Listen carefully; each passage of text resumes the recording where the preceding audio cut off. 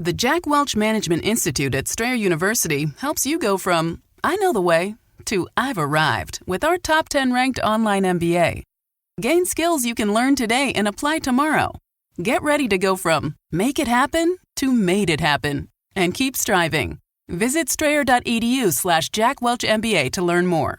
Strayer University is certified to operate in Virginia by Chev and has many campuses, including at 2121 15th Street North in Arlington, Virginia. My name is Happy Gilmore. I haven't swung a club in years. You know what you gotta do. Grip it and rip it. Or... Oh, now that is some Happy Gilmore! Everyone is talking about the comeback kid, Happy Gilmore. Happening. Yeah, baby! Happy Gilmore 2, only on Netflix July 25th. Rated PG-13, may be inappropriate for children under 13. You are listening to Women's Running Stories, where exceptional women runners share inspirational stories about their running experiences. My name is Amy Lynn Ortiz, but most people say Amy Ortiz. I am from the Bronx, and I say that because I've been living here since 2006, originally from Connecticut. And I am a licensed social worker, but also a runner, a cyclist, an aunt, a daughter, and a really good friend.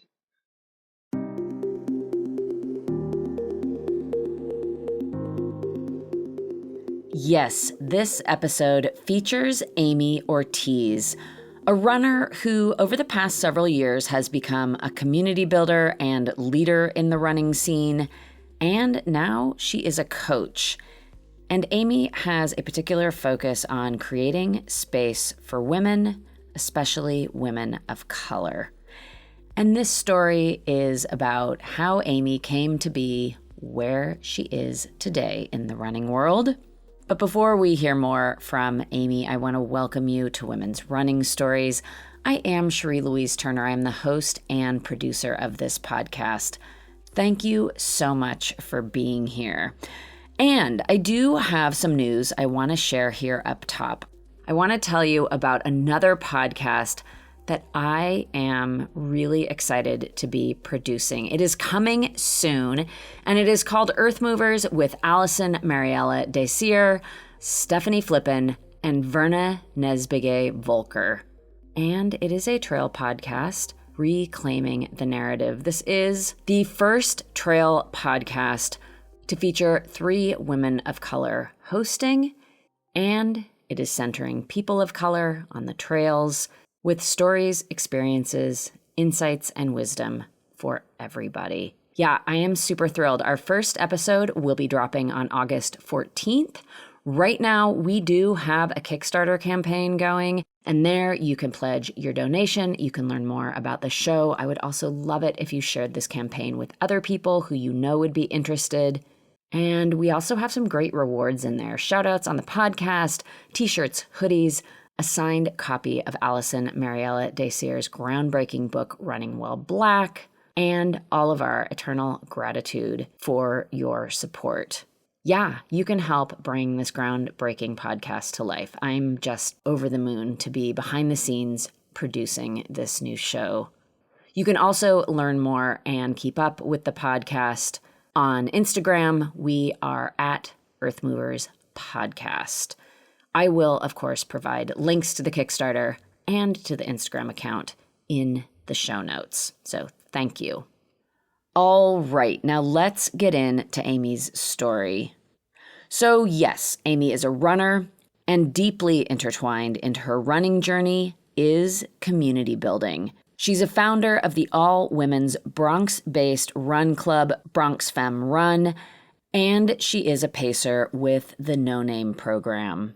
Amy also recently completed the Game Changers program in New York City, and Game Changers is a program that was started by Vanessa Peralta-Mitchell. Vanessa has been on the podcast before, and I will put a link to her episode in the show notes. And Game Changers is an organization that supports women of color to become run coaches and leaders in the running industry. And through the Game Changers program, they also receive mentoring business development support. And this is the first cohort of Game Changers specifically in New York City. And one of the special things about this particular Game Changers is that they are partnered with the New York Roadrunners. And among the many, many, many things that New York Roadrunners does is put on the New York City Marathon. But they have a whole lot of programming that goes on throughout the year, and they put on lots and lots of races. And with Game Changers, as part of the mentoring phase of the Game Changers program in New York City, the women in the program participate in a paid apprenticeship with New York Roadrunners, with the opportunity to continue employment after the program is over. And that Game Changers is just ending this month, July 2025. And on the note of New York Roadrunners, you will hear Amy mention the 9+1 program. And that is a program New York Roadrunners has. It is a way to be able to register for the New York City Marathon. And to be able to get into the New York City Marathon this way, runners need to be members of New York Roadrunners. They need to run 9 races put on by New York Roadrunners in a calendar year. And they also need to volunteer at one event put on by New York Roadrunners, thus the 9+1. But it is a way for people to automatically be able to register for the New York City Marathon. And you are going to hear in Amy's story that this is something she did to be able to register for her first marathon. But in the end, there was a little twist to the process of Amy running her first marathon, and she is going to get into all of that in her story. So let's get into it. Let's hear Amy Ortiz running story, and she is going to start with how running first came into her life. Now here to tell her story is Amy Ortiz. So I've actually have been running since I was like 9 or 10, and it all started with the Presidential Mile in elementary school. I have to laugh about that.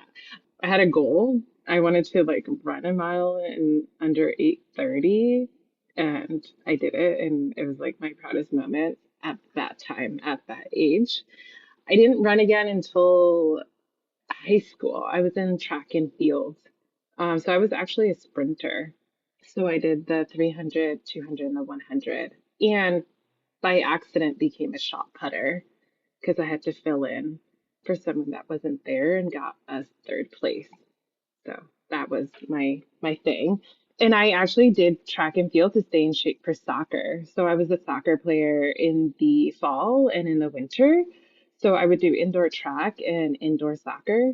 And then after high school, I stopped playing soccer. Actually, my senior year of fall was the last time I played soccer. I knew it wasn't something I was going to keep up with because of injuries. And track and field, I just did it to maintain. And then I stopped running for a really long time until probably 2004. I would pick it up, stop. I would pick it up and stop. And I think at that moment, I was using running as the reason for running was very different. It was like to maintain weight or to lose weight. And then in 2018, I started to see run groups in the Bronx. And I was like, oh my God, I want to join, but I have to be in shape to join them. Like in my head, I felt like I had to be at a certain fit level to join them. So I like just Instagram stalked their pages and was like, oh, I can't wait to join them. I'm too scared. I'm too shy. Then comes around 2019, and I had begun the process of buying a home. And I knew at that moment that I officially was setting root in the Bronx because I was going to buy a home in the Bronx. And to me, I felt like I needed community in the Bronx. Like I was missing community, and community isn't something that just gets built by default, right? Like you don't just walk into it. You have to build it. You have to build a foundation. And from there, I joined Bronx Nomads, which was the first run group that I joined on a run.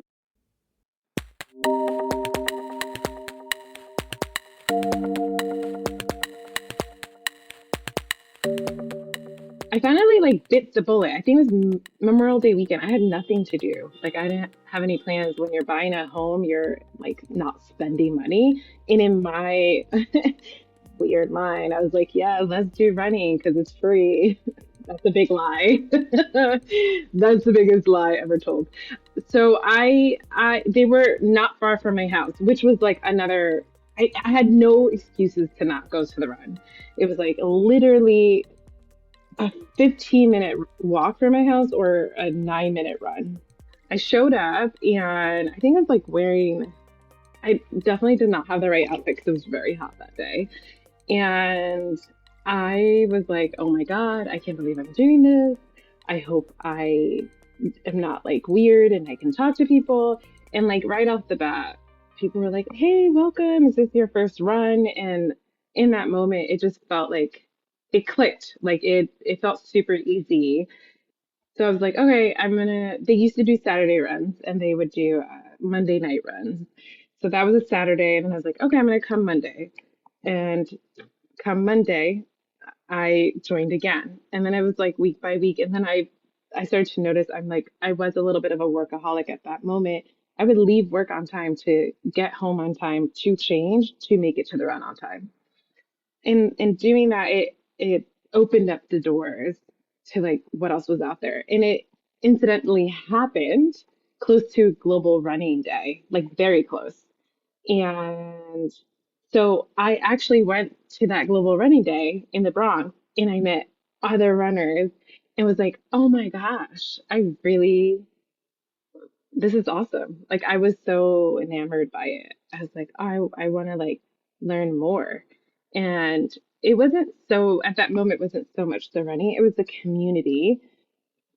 The running part actually became, in the moments of stress of looking for a home, became a space of meditation, like where I can let go of the stresses of buying a home. Buying a home in New York is like, they should call it Hunger Games. Like it's very stressful, especially at that moment was very stressful. So that that Global Running Day also brought up a lot of, showed a lot of things to me. It's what I've noticed in the running community is very male dominated, and the energy is sometimes it's just so it's uncomfortable, right? And at that moment, there was like an incident. It wasn't a bad incident. Nothing happened to any of us. There was just like a moment where we were waiting for all the runners to catch up and like all the men get together and they're like, let's do pull-ups. And it was just this very like testosterone driven energy that was uncomfortable. And I can see some of the women kind of sort of pull away. And it got me and Michelle, which is she's one of the founders for Bronx Nomads. We talked about it later and we're like, there should really be a space for just women. Like, how do we create a space where it's safe for women that are interested in running? And we are like the liaisons, per se, of like directing women into communities of like within the Bronx community which ones are the run clubs that they can join once they feel confident enough and feel safe enough to join. And that's what started Bronx Femme Run. And again, I was in the community a very short period of time when that started. That started in July of 2019. We had our first run and it took off. It was great. You know, it was like the first Friday of every month. So also it being monthly felt very like it was enough commitment and not as like stretching our bandwidth as much as like doing a weekly run. So we were doing it kind of in a centralized area of the Bronx.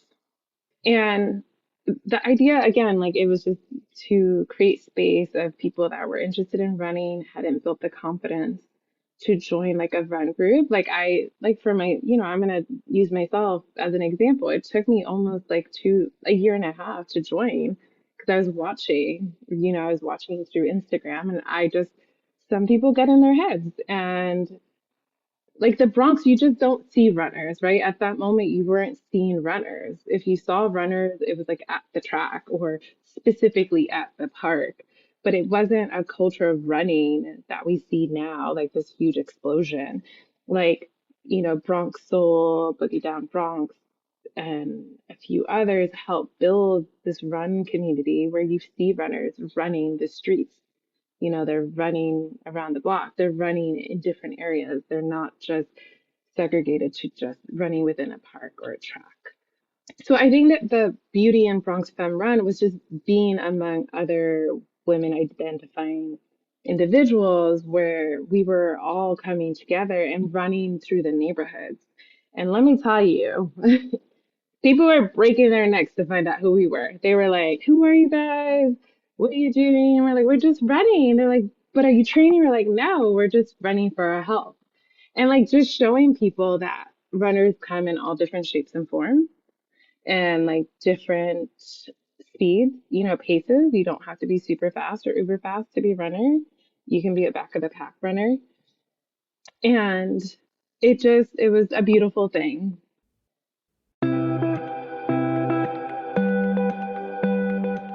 So running and then running with community, I found that I was more running with community and then slowly built up my confidence to run on my own. And once that all came together, it was really nice. Like then I got into racing and I started to do New York Roadrunner races. And I was like, I would never do a marathon. Yeah, I think that's how every story goes. And then I ran the Pride Run. It was the first time I ran a 5-miler. It was hot, it was humid, it was very hilly, and I survived. And I was like, oh my God, that was so much fun. I want to do it again. And there were enough races for me to do my 9+1. So I did 9 races, like the rest of the 9 races that were left for the year.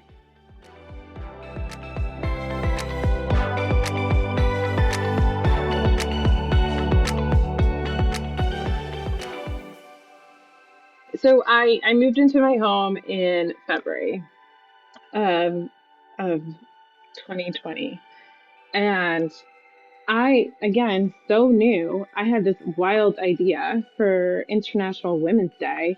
Why don't we bring all the women from multiple running communities together, regardless of who they run with, who they rep?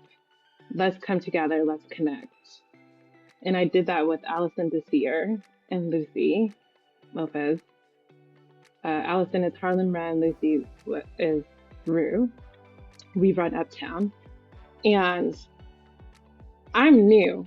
I came into this so new. This idea, I was like, hey, my name is Amy Ortiz. I live in the Bronx. I'm really new. But I have this idea. What do you think? I also need your support because I don't know anybody. It was like with Bronx Femme Run. And I remember Allison's like, what do you need from me? I was like, I need your support. She's like, done. And Lucy's like, what do you need? I was like, I need a route and I need support. She's like, done. And it was like this chat on Instagram. And I remember that morning it was International Women's Day. It was March 8th, 2020. It was on a Sunday.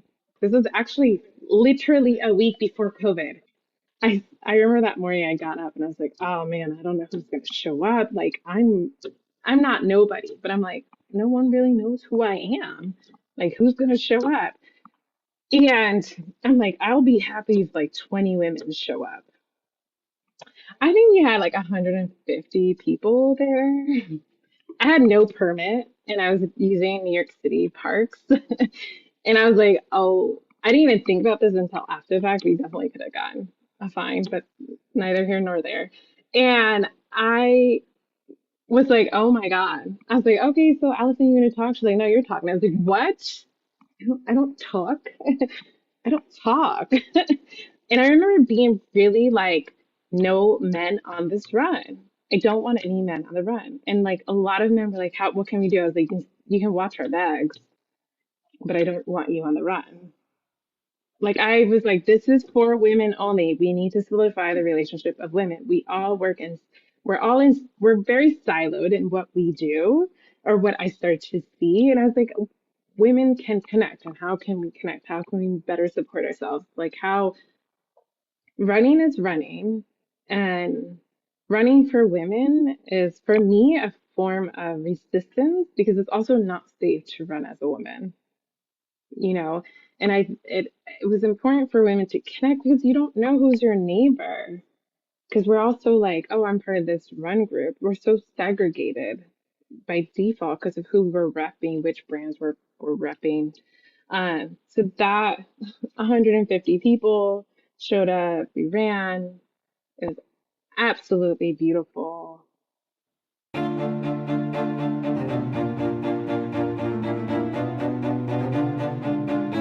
So COVID hits, and I'm like, oh crap, I signed up for all these races, and obviously everything's canceled. Well, everyone thinks that we're going to come back in 2 weeks, and we don't.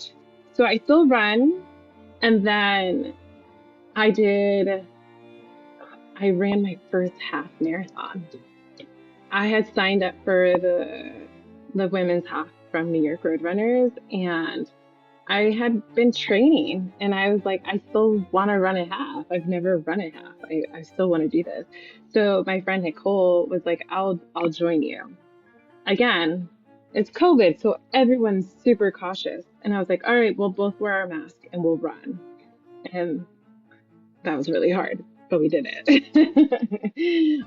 I ran to Randall's Island, and at Randall's Island, there were other people that I was like beginning to build relationships with, like another community within Harlem. And we all met up there and we took a picture, and like we celebrated each other for like continuing to run. They were celebrating me for running my first half marathon. And then I ran back home, and it became this thing where we would run half marathons every month. And then I was like, I'm still going to train for New York City. We didn't know if New York City was going to come back. Maybe it was, maybe it wasn't. But I had a marathon that I had signed up for, so I still trained for it. And I still ran a marathon that year, which is crazy.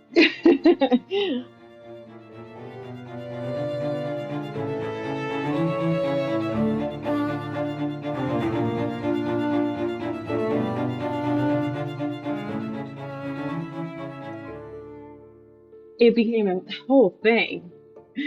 Oh my gosh. I wasn't the only one training. There was a whole bunch of us. So when I moved into like my new home, and I met other like-minded women in running that I had met through either Bronx Nomads or Bookie Down Bronx Runners, or people who had joined Bronx Femme Run. And I shared like, hey, I'm still training for New York City Marathon. This is my training plan. They're like, all right, cool. We're training too. And like people were still training. We were still outside. We were still running our miles. And we would meet up every weekend, or we would meet up during the week and run. But weekends was the most important because those were our long, long miles. And a lot of us had never hit some of the mileage that we were hitting. And that turned into this thing where like, oh, wow, there's a lot of us in the Bronx running. So the Bronx running groups got together, and they're like, how can we support along whatever this course is going to look like? So it ended up being the Bronx Marathon 2020.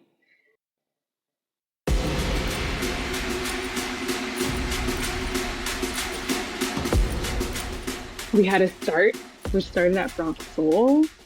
And we ran to Riverdale, ran to like where Bronx Nomads would meet, ran past where Boogie Down Bronx Runners would meet. Then we went past Strog's Neck, Bruckner, then like to Yankee Stadium. We did the perimeter of the Bronx, like a small perimeter of the Bronx. I think I ended up doing close to 27 miles. It started to pour during my race. I also got very sick during my race.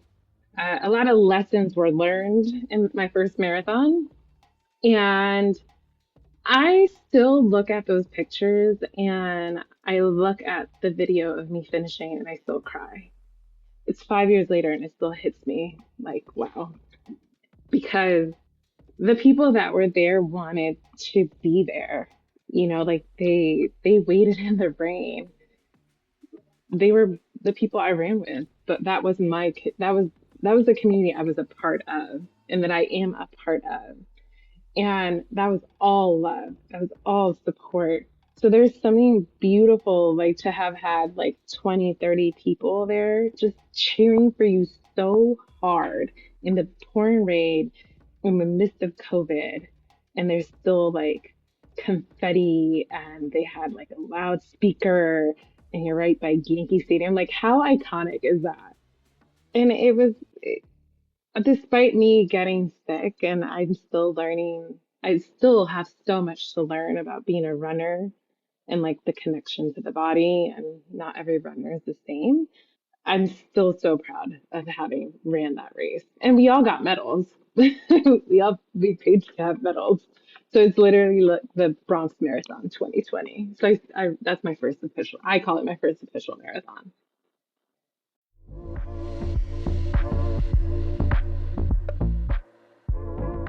I think I like for a very long time. I shied away from the word leader because I had I had imposter syndrome.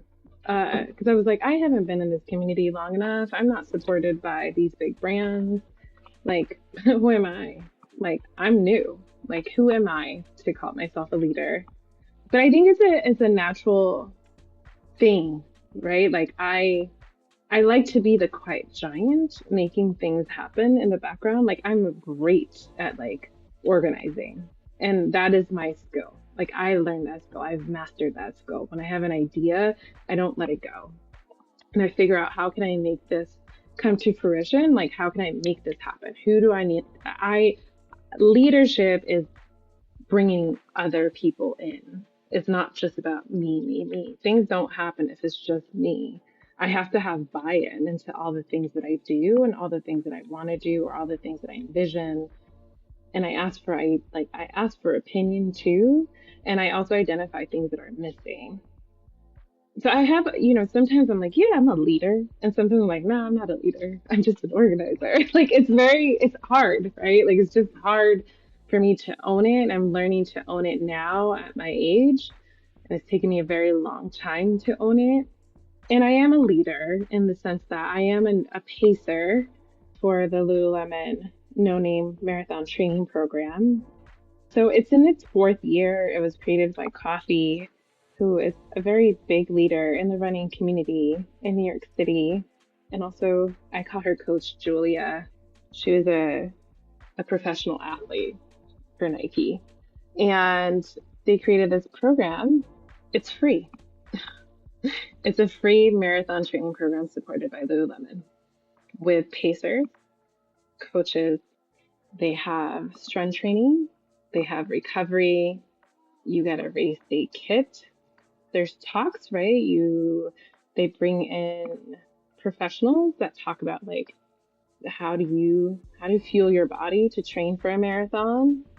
There's just a lot. How to build up your own affirmations. How do you talk nice to yourself, which is really big within running.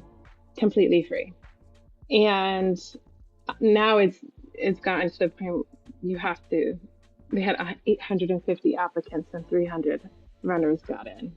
So the access to like knowledge, vast amount of knowledge, and to be paced by your fellow runners. So yeah, I've been doing this for 3 years, and I'm going into my 3rd year. And I think the first year was like, do I know what I'm doing? And I was like, yeah, I know what I'm doing. I know how to pace. Wait, do I know how to pace? Like, I was like, no, I know how to pace. I think I did a really good job. All of my runners ran a marathon that year. I had 18 runners at that moment. So I'm a pacer for 12s. 12s is anyone that runs 12 minutes per mile. That's their goal. That doesn't mean that's what I run. That's not what we run all the time. So my job as a pacer, and I'm one of 4 now. I have like 3 amazing co-pacers. We guide our runners for 16 weeks on how to listen to their body, to breathe, and to trust us in helping them train. So it's amazing. I don't know how to say this. It brings me immense joy to see people begin to believe in themselves and call themselves runners. When in the beginning, they're like, I'm not really a runner.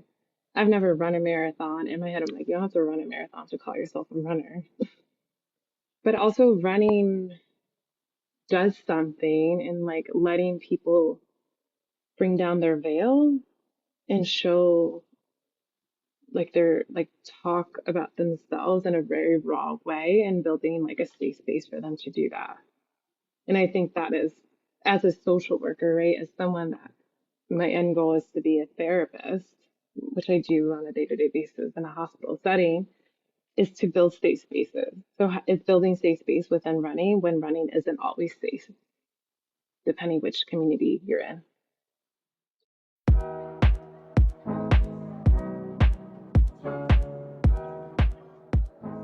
So last year, one of the Game Changers alum, who happens to also be a really good friend of mine, Marquette, she had seen how I was interacting with runners, and she approached me and she's like, you would be an amazing coach. I was like, me?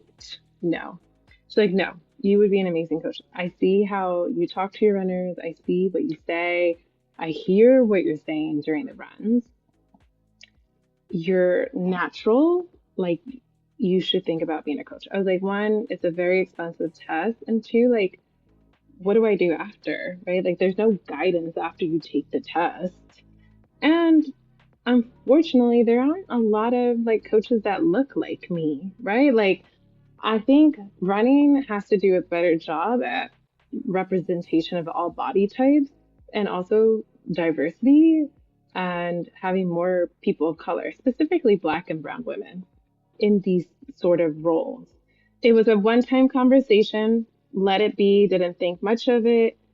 When the application became live, Marquette texted me and called me and was like, I want you to apply. I was like, I don't know, I'll think about it. Literally the day it was due, she texted me again and asked if you apply. I was like, no, but I will. I applied and I spoke from a place, like I spoke from my heart, right? Like, I didn't want to sell a story. Like, I feel the importance of coaching. One, it's accessibility. Also, some coaches are really expensive.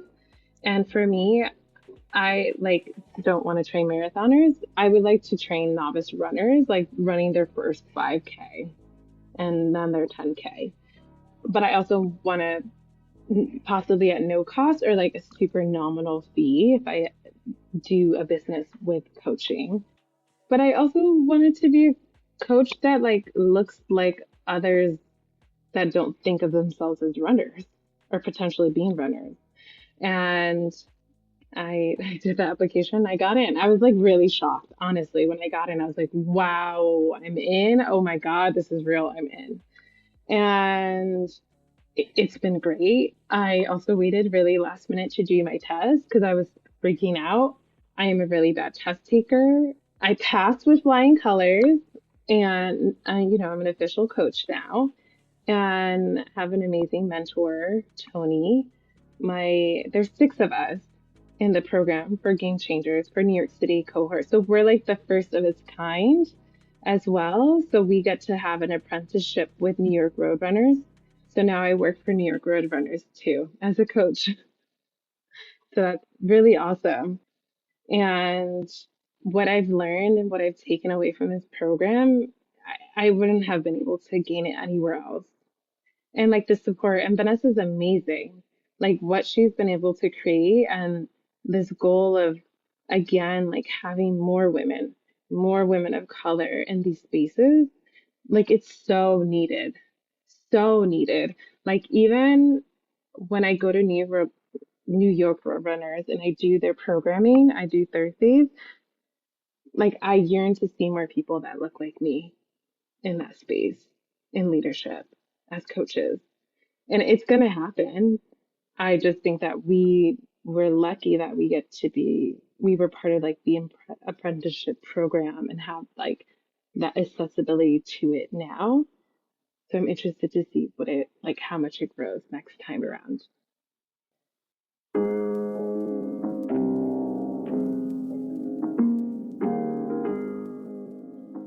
I think, no, not I think, I know running has made me a much more confident individual. It's rooted me in the Bronx. It's rooted me in community. It's solidified what it is, the work that I want to do. I am a social worker. I know I've mentioned that before. And as a social worker, our role is to support the communities that we are in.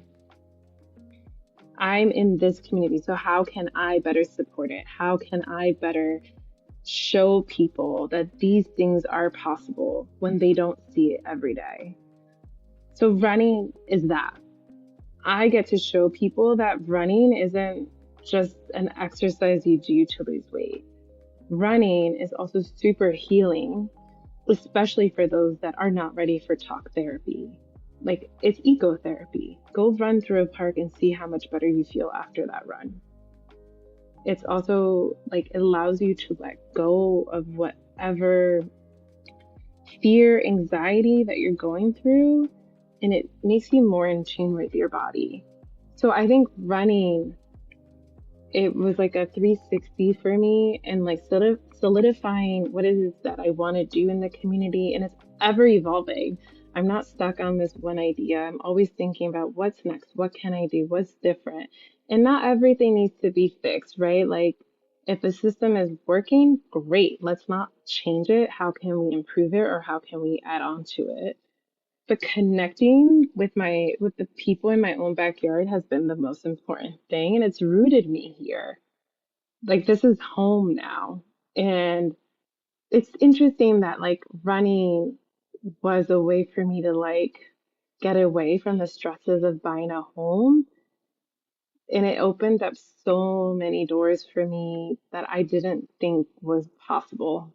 Like, I honestly never thought in a million years I would be in this place right now, ever. Like, I never thought I would see my face in a Lululemon store, ever. Like, there's times where I look at the things that I've done and I'm like, holy, wow. Like, I did that with a lot of support. And I'm forever proud of like all the things I've been able to accomplish. I'm incredibly lucky, and I hope that I've inspired others to believe in themselves too, and to do amazing things as well. And yeah, running was more than just miles for me. Running was like it was the connector of what I was looking for.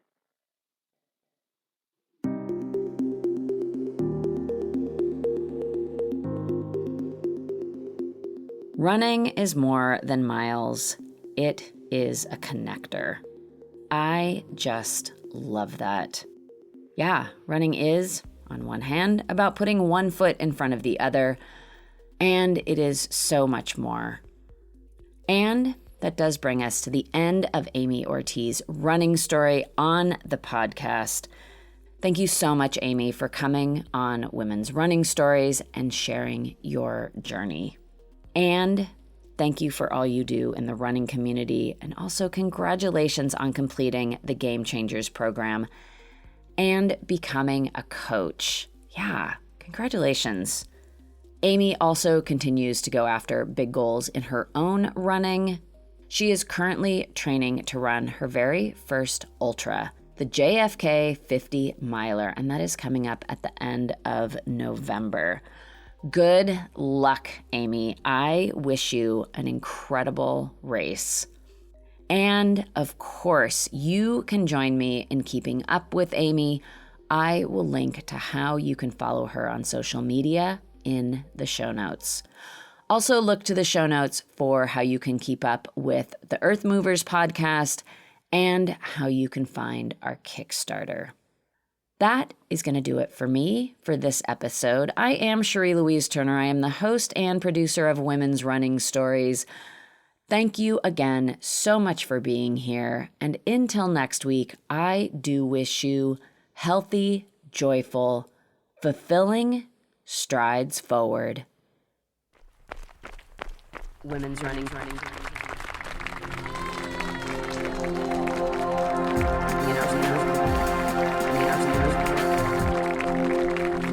Women's Running Stories.